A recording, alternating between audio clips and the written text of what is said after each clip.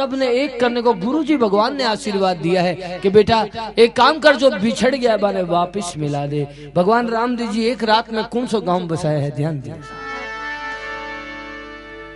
भेरुड़े ने त्यार बाबे, भेरुड़ा ने त्यार बाबो रूणी चो बसायो, और रूणी चाने स्वर्ग बढ़ायो जियो बाबे। रूणी चाने स्वर्ग बढ़ायो जियो, कमा कमा कमा मारे द्वार करे नाथ ने। ए भेरुड़े ने त्यार बाबो रूणी चो बसायो, भेरुड़े ने त्यार बाबो रूणी चो बसायो, रूणी चाने स्वर्ग बढ़ायो जियो बाबे। रूणी चाने स्वर्ग बढ़ायो जियो, कमा कमा कमा मारे द्वार करे नाथ ने। एक रात में रूणीचे नगर की स्थापना जो बाबा को धाम है, आप लोग जो दर्शन करने जाओ वो रूणीचो नहीं भी जगह को नाम रामदेव रहा है ना।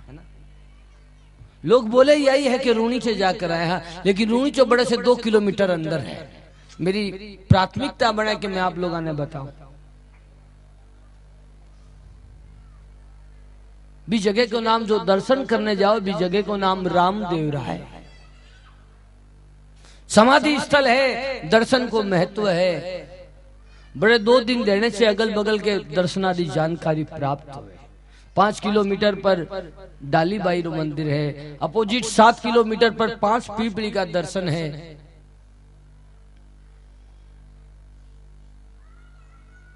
भगवान एक रात में गांव तो बसाया, लेकिन भगवान के मन में एक बात आई,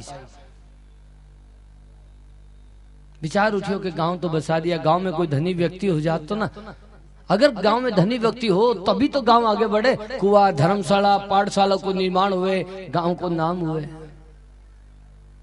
अब कोई संदेह करने वाला हुए, बात करने वाला हुए, तर्क करने वाला हुए तो कह दे कि महाराज एक बात बताओ, भगवान ने इतनी सोचने की क्या जरूरत थी? भगवान अपने कोई भी खजाने में से मेहर पर कर देता कोई पर तो वो धनी बन जाता है ना। देखो तर्क की बात अलग है, तर्क करने वाला है ना वे तर्क करेगा बारो काम है, क्योंकि तर्क शास्त्र पढ़ोड़ा। एक बच्चों तर्क शास्त्र पढ़ कर आया, छोटो सी उदाहरण सुनो। बच्चों पढ़ने गए तो घर में माँ इंतजार कर रही थी। बच्चों पढ़ने गए है, दिन भर से भूखो है, माँ को दिल ऐसा हुआ। 2 गुलाब जामुन की घर में व्यवस्था थी, बच्चे ने आते खिलाऊंगी। बच्चों आए और आती माँ तो बच्चे ने बोली ले बेटा दिन भर से थक गया होगा, ले तू पहले कुछ खा ले बेटा, ले बेटा ये 2 गुलाब जामुन पड़े खा ले। बच्चों माँ ने बोले माँ तू क्या बात कर रही है, 3 है, 2 गुलाब जामुन है। बिना बच्चों बोले तू माँ बोल 3 है तब खाऊंगा। कोई कोई तो माँ दयालु भी, बच्चे को दिल रखने के लिए बोले अच्छा बेटा तू जो बोले वही खा ले बेटा भूखो है। लेकिन बाप तो बाप हुए साहब, है ना। बाप अखबार पढ़ रहे हो तो माँ बेटा की बात सुन करके बाप उठ कर गया, बेटे बच्चे ने डांटने लगा, अरे तू पढ़ाई करे ना क्या करे, 2 ने 3 किया बता रहे, देऊं कनपटा पर दिखाई नहीं दे रहे। बच्चों बाप ने भी बोलने लगा, बोले पिताजी शांत तू, अभी पता चल जाओ किन्हें दिखाई दे रहा किन्हें दिखाई नहीं दे रहा।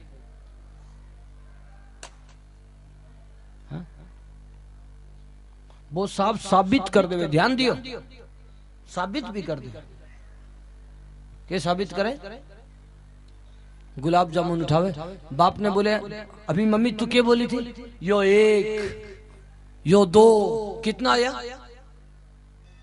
गिनो कितना आया, 2 रे, साबित कर दियो साहब, यो 1 यो 2 रे, गिनो कितना 3। बाप समझ गए, क्योंकि बाप तो बाप हुए, बाप समझ गयो कि यो तर्क शास्त्र पढ़ रहे हैं, इसे मुंह लगना ठीक नहीं है। बाप माँ ने बोले इधर इन्हें सुधारना, माँ सोची मार पीट करेगा, माँ बोले जाने दो ना, रेवा दो ना बच्चों, ठीक है बस नहीं छोड़ो ना। माँ बोले नहीं नहीं मेरी बात सुन, इन्हें सुधारने को एक ही तरीका, इधर गुलाब जामुन। बेटा ने बोले बेटा इधर 3 है ना बेटा, बोले हाँ बोलो 3 है। बाप बोले हाँ बोलूंगा, इधर पहले गुलाब जामुन ला। गुलाब जामुन लेवे, एक माँ के मुंह में डाल दे, एक खुद खा गयो, तीसरो बेटे ने बोले बेटा वो जो तीसरो है ना वो तू खा ले। तरक करे बारा साथ में आखिर में यो है।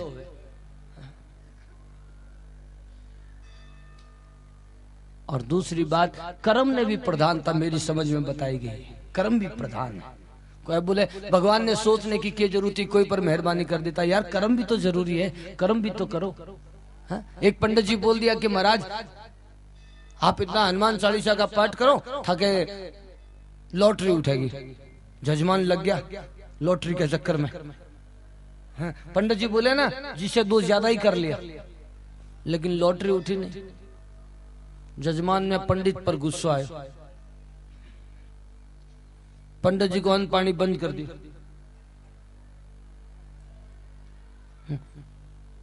आदेश करते हुए दरबार ने कहा पंडित जी आओ, तो बोल दिया बाबू नहीं चल। पंडित चला गया। पंडित जी 2-3 दिन के बाद में समझ गया कि अब जजमान ने बोल कर आया लॉटरी को नहीं उठी। इतना माने के लिए नाराज हो गया।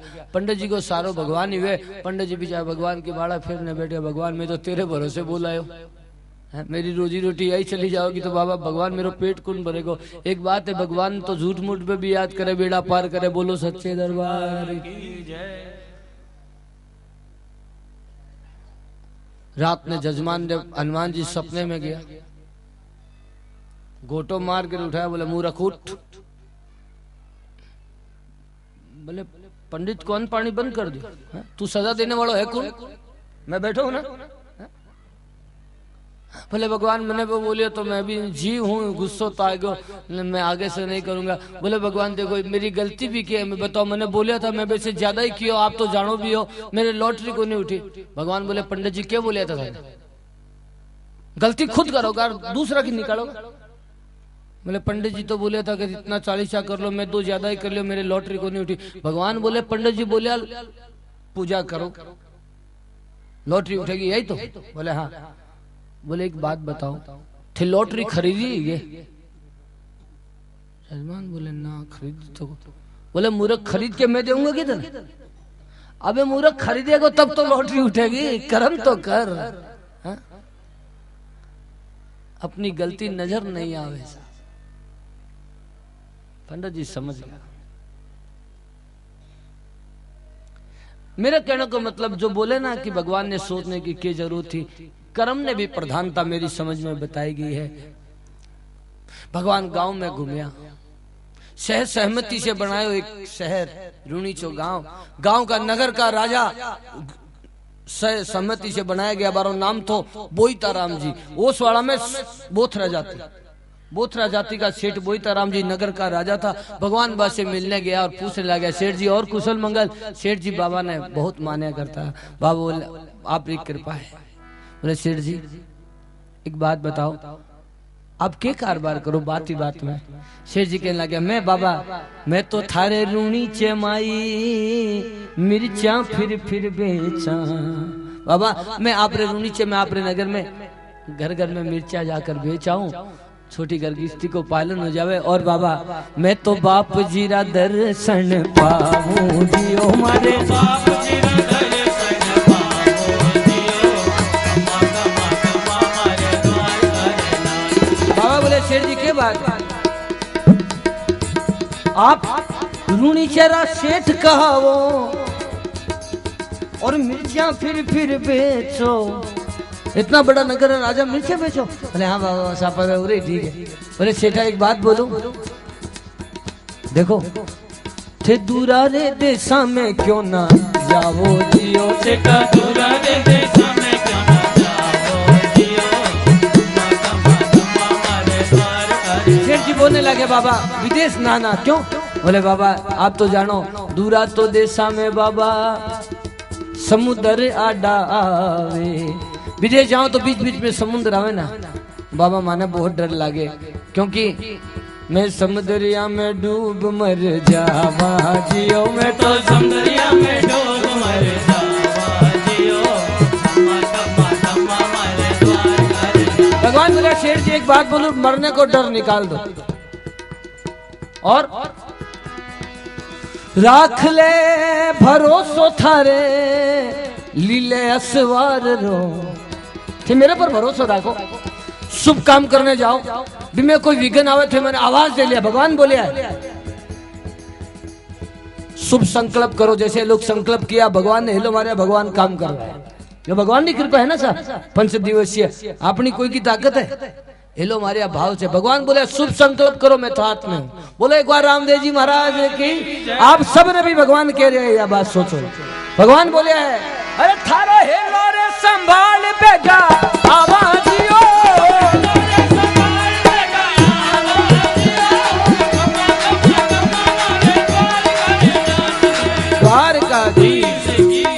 शेर जी ने बाबा विदेश को बाबा शेर जी ने समझावे ध्यान दिए। बोले आप एक काम करो शेर जी आपरे मन में जो भय बैठे है ना डर बैठे ना निकालो। बाबा कहीं निकालो जो बैठ चुके हैं। मैं आप सब ने से निवेदन करूं ध्यान दियो साहब ज्यादा डरोगा ना संसार में तो लोग डराओगा ज्यादा है ना। डरने वाला ने डराने वाला भी मिल जाओ ऐसा है ना क्योंकि अंधविश्वास में लोग तो गया। आज जो आप बाबारी या जो राक्षस की कथा सुनी है ना इस कथा को मतलब थाने एक बता दूं अगर सच्चे मन से सुनिए हो ना तो आपरे जीवन से अगर कोई राक्षस की प्रकृति आने वाली भी होगी ना तो सोच लियो थे रामदेव जी की कथा सुनने लिए राक्षस तो गयो भगवान हटा दिया साहब थारे जीवन में कभी राक्षस नहीं आवे। यो मेरो वादो जिम्मेदारी से कहो। लोग डरे बहुत है साहब बहुत डरे 40-40 लाख की गाड़ी खरीदे अपनी अपनी श्रद्धा के अनुसार लोग खरीदे 40 लाख की गाड़ी खरीदे और मैं देखूं साहब भी मैं नींबू मिर्ची टांगे है ना यार नींबू मिर्ची अचार के लिए बनी है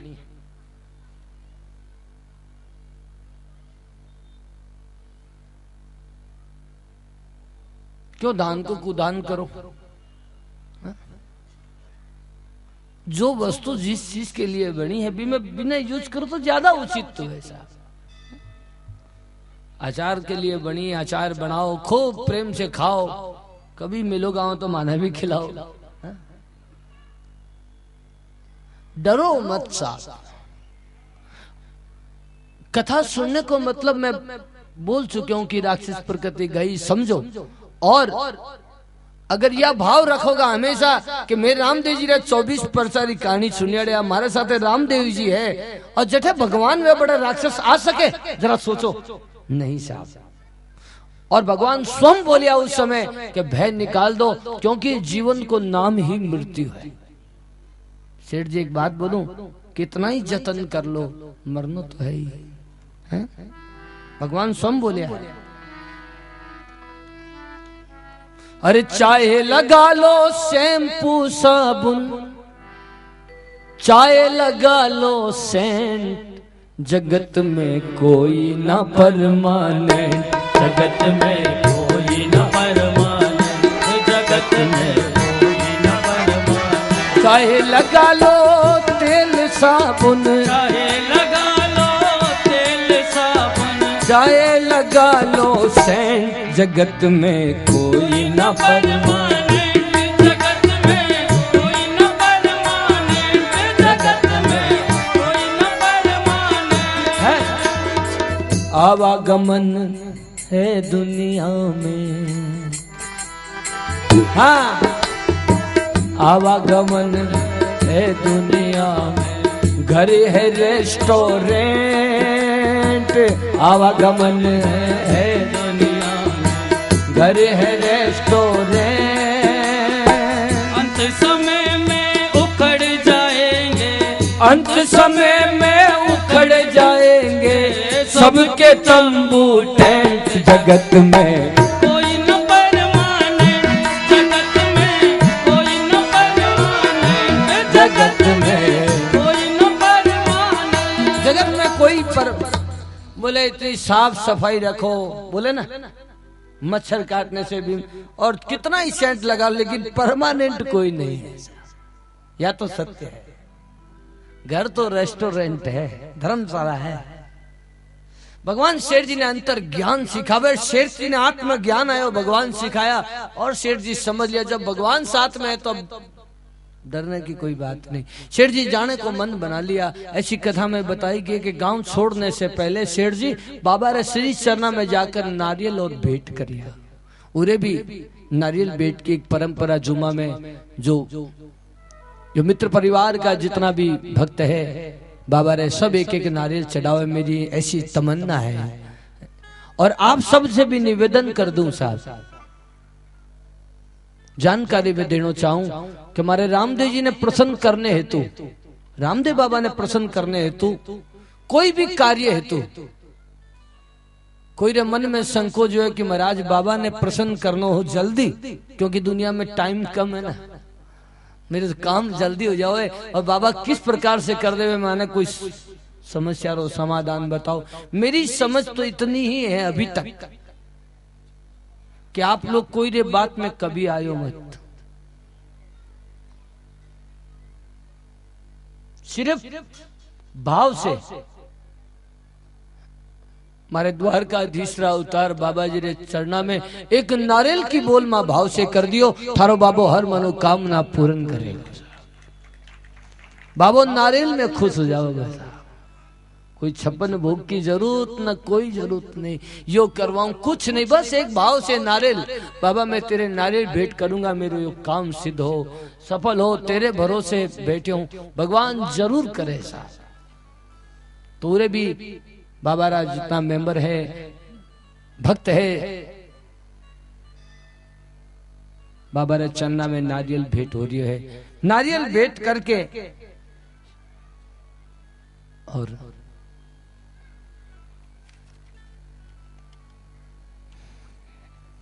जो नारियल को जो पानी निकले एक गिलास में रख दियो और जाते वक्त जो भक्त लोग जाओ बारे आंख में लगाता रहेगा, क्योंकि कल बाबा रो ब्याह में सब आवेगा। और महिलाओं से विशेष निवेदन भी किया गया है कि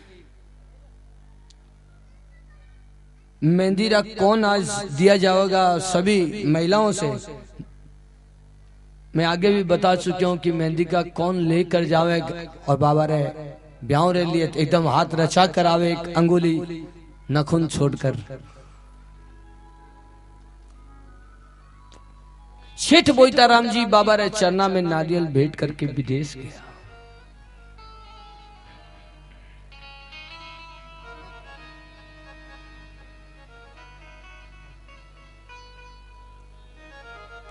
विदेश यानी कि बर्मा रंगून बताई गई है कथा में, जगह को नाम बर्मा रंगून। बड़े पहुंचकर और छोटे मोटे कारोबार हीरा जोरात को शुरू किया। बाबा की कृपा तो साथ में थी, थोड़ा दिन में काम अच्छा चलने लगे तो एक जमीन खरीदिया, छोटी सी जमीन कोई खरीद लिया, जमीन खरीदिया, मकान बनाने लगा। जमीन जब नींव खोदवाया तो जमीन में से धन का स्वरूप प्राप्त हुआ। वो द्वारकाधीश की जय, क्योंकि असंभव कुछ नहीं। अच्छे में अच्छा है ना, अच्छे में अच्छा हो, लेट में लेट होगी। आप कोई घर में आपने कोई बहुत जरूरी कार्य जाना है और घर से अगर आप लेट हो जाओगे ना तो रास्ते में भी लेट हो जाओगे, ये नियम है। लेट में लेट होगी और अच्छे में अच्छा होगा। एक आदमी के पास में बहुत दौलत होगी थी, मैं एक किताब में पढ़ी और इतनी दौलत थी तो सोचो कि अब जमाना ठीक नहीं है, थोड़ी दौलत है, घर के पीछे जगह पड़ी है, थोड़ी भी मैं छुपा दूं, जमीन में गाड़ दूं। 3-4 बक्सा भर के रात के समय जाकर खोदने लगे, जगह खोदने लगे ना साहब तो 4 बक्सा और निकल आए। लो अच्छे में अच्छा हो। शेठ जी के पास दौलत हो गई, थोड़ा दिना में बहुत ही कृपा, भगवान की कृपा थी साहब तो अच्छा चलना ही। तो शेठ जी थोड़ा ही दिना में लखपति, करोड़पति, अरबपति, खूब अनाप शनाप दौलत हुई। अब शेठ जी ने विदेश में एक दिन अचानक बैठे बैठे ने याद आई कि बहुत दिन हो गया, बाबा की कृपा से सब होगो, अब गांव की हवा पानी खा कर आवा, अब कुछ ही दिनों में गांव जाऊंगा। मन बनाया और तुरंत सेठ जी बाजार गया। सोचा कि बाल बच्चा के लिए भी सामान खरीद लाया, यार दोस्त ले भी सामान देऊंगा, दौलत होगी तो फिर सब मन बड़ो हो, सब खरीद के लाया। फिर मन में आई कि अरे गांव जा रहे, यहाँ बाबा की कृपा से हुई है, सारी दौलत बाबा के लिए भी तो कुछ ले चला। ऐसा मन बनाया और बाजार गया। रामदेव बाबा के लिए सेठ जी 9 लाखों हार यानी कि 9 लाख रुपया को हीरा को हार खरीद के लाए।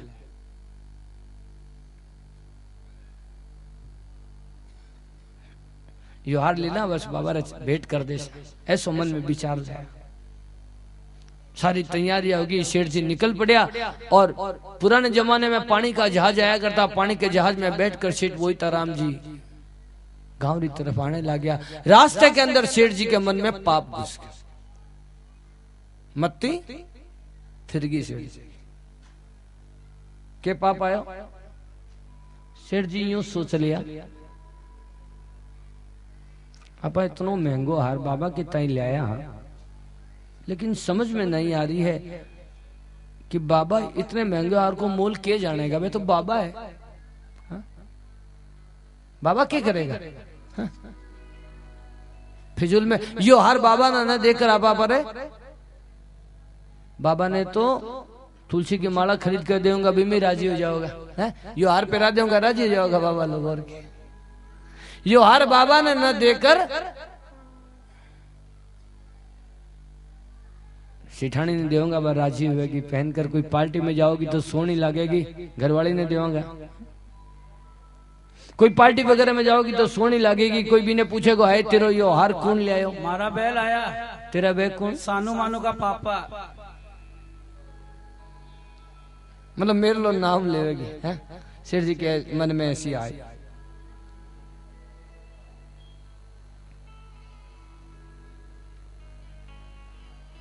बाबा तो कलयुग राज जागृत देव है। ऐसो पाप आते ही बताएगी कि अचानक दिन में रात दिखने लगी। तूफान आनो शुरू हो, आंधी तूफान। शेर जी के जहाज में पानी भरी जनो शुरू हो गयो। शेर जी बीच समुद्र रे माने शेर जी की नैया डूबने लगी। उसी समय शेठ बोईताराम जी बाबा ने पुकार करे, बाबा अब तक तो निभाया है, आगे भी निभा देना, भगवान मेरी नैया उस पार लगा देना। गाइए, भगवान मेरी नैया उस पार लगा देना।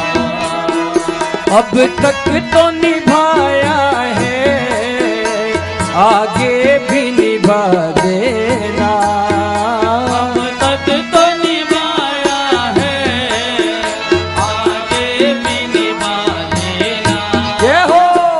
भगवान मेरी नैया उस पार लगा देना। भगवान मेरी नैया उस पार लगा देना। बाबा शेर जी की नैया डूबने लगी। आखिर में शेर जी बाबा ने पुकार करने लगा, बाबा कि थारे भरोसे बाबा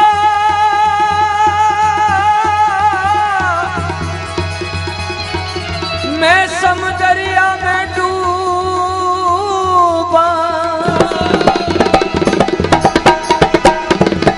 थारे भरोसे बाबा समुद्रिया में डूबा।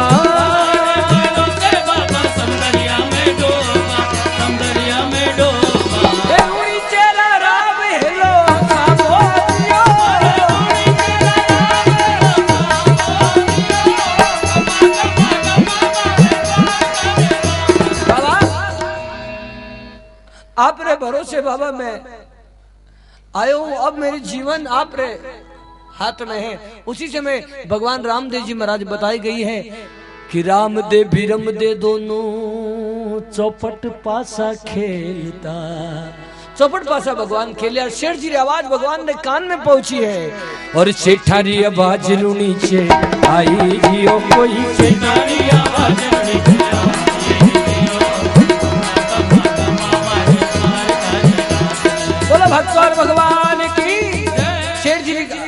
आवाज भगवान के कान में पहुंच गई। अब भगवान देर नहीं करे साहब, हाँ? है ना? बाबा क्या करिया? बैठा बैठा बाप जी ने बाढ़ ली पसारी,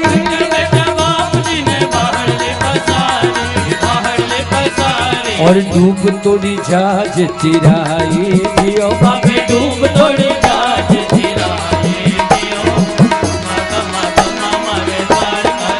डूबती जहाज ने भगवान किनारे लगा दिया और जी के हार के ताई सेठ जी ने मन में पाप आया तो भगवान भी हार ने चुपके से निकाल के ले गया, ले आया।